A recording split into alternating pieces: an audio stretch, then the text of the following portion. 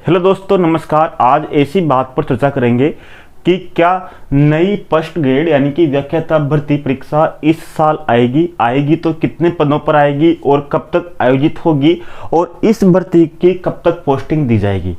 पहले बात करते हैं कि आपके लगभग कितने पद खाली है। अगर हम देखें तो आपकी शिक्षा विभाग में वर्तमान समय में आपके फर्स्ट श्रेणी शिक्षक के यानी कि व्याख्याताओं के लगभग 40,000 के लगभग पद खाली है। यानी कि स्वीकृत पद आपके 70,000 के लगभग है। उसमें से केवल 30,000 व्याख्याता ही लगे हुए हैं, जिनमें से 70,000 में से 40,000 पद रिक्त चल रहे हैं, जिनमें से 6,000 पद अभी आपके फर्स्ट ग्रेड की जो भर्ती चल रही है उससे भरने में आएंगे और 15,000 पदों का प्रमोशन होगा। यानी कि आपके वरिष्ठ अध्यापकों से आपके 15,000 पद इससे भरे जाएंगे, तो लगभग आपके 20,000 पद इससे भरे जाएंगे। इसके बाद में भी आपके 20,000 पद खाली रहेंगे। यानी कि अब आपके 70,000 में से 20,000 पद रिक्त रहेंगे, यानी कि लगभग जुलाई के बाद में से। तो संभावना यह है कि 20,000 पदों पर क्या फर्स्ट ग्रेड की वैकेंसी आएगी, तो ऐसा तो अभी बिल्कुल भी मुमकिन नहीं दिखाई दे रहा, क्योंकि अभी भी आरपीएससी ने अपनी तरफ से कोई भी किसी भी तरह का कोई सर्कुलर जारी नहीं किया। क्यों? क्योंकि अभी 15,000 जो फर्स्ट ग्रेड की जो प्रमोशन की जो प्रक्रिया है वो पिछले 3 वर्षों से यानी कि 2020 से लेकर 2023 तक की लगभग 3 वर्षों की डीपीसी पेंडिंग है। यानी कि वरिष्ठ अध्यापकों से लेकर जो व्याख्याताओं की जो डीपीसी है, इसमें एक अड़चन यह है कि अभी एक नया नियम निकाला गया है। उस नियम के अनुसार यानी कि जो अभ्यर्थी की जो सब्जेक्ट है बीए में जो सब्जेक्ट है वही सब्जेक्ट आपके एमए में होना चाहिए, तभी आपको प्रमोशन मिलेगा। पहले क्या होता था कि बीएससी यानी कि जैसे मान लीजिए साइंस का कोई किसी ने साइंस में बीएससी की है, लेकिन वो प्राइवेट रूप से जैसे एमए राजनीति विज्ञान में कर लेता था या भूगोल में कर लेता था, तो उसको भूगोल में भी प्रमोशन फर्स्ट ग्रेड में मिल जाता था। लेकिन अब ये नियम किया है कि बीएससी किया है तो आपको एमएससी ही करनी पड़ेगी, उसमें ही आपको प्रमोशन मिलेगा।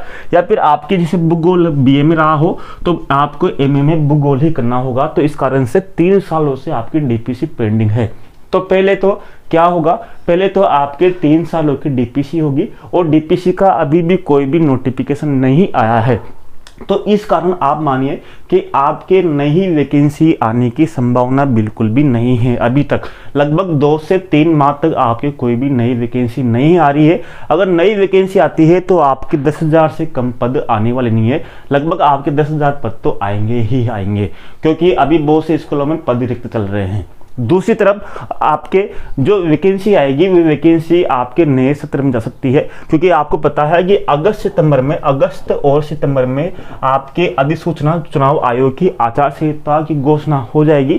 आचार संहिता की घोषणा होने के कारण अगस्त सितंबर के बाद में कोई नई वैकेंसी नहीं निकाल सकते, यानी कि आपकी नई वैकेंसी नहीं आ सकती है। तो इस कारण आप मानिए कि आपकी जनवरी 2024 के बाद में ही नई व्याख्याताओं की आपकी भर्ती आ सकती है। लेकिन इसका मतलब ये नहीं है कि हमें तैयारी नहीं करना चाहिए।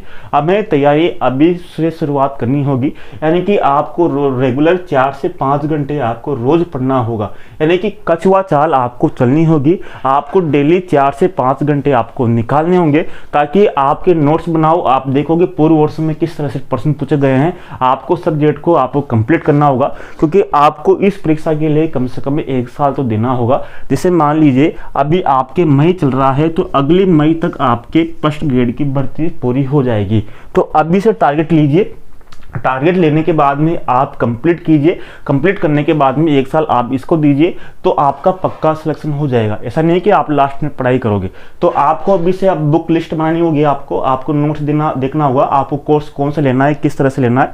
तो आपकी दिनचर्या इस तरह से सेट कीजिए कि आप 4 से 5 घंटे आप निकाल सको और 8 घंटे की आप किसी भी तरह की आप प्राइवेट जॉब कर सकते हो या कोई भी इनकम के लिए अपनी सैलरी के लिए आप काम कर सकते हो। तो आपको ध्यान रखना होगा कि आपकी पढ़ाई भी निरंतर चलती रहे। लेकिन अभी संभावना बिल्कुल भी नहीं है कि आपकी 2 से 3 माह में कोई वैकेंसी आ जाए, क्योंकि पहले आपके प्रमोशन होंगे, प्रमोशन होने के बाद में ही फिर आपके पद रिक्तों की सूचना आरपीएससी के द्वारा मांगी जाएगी।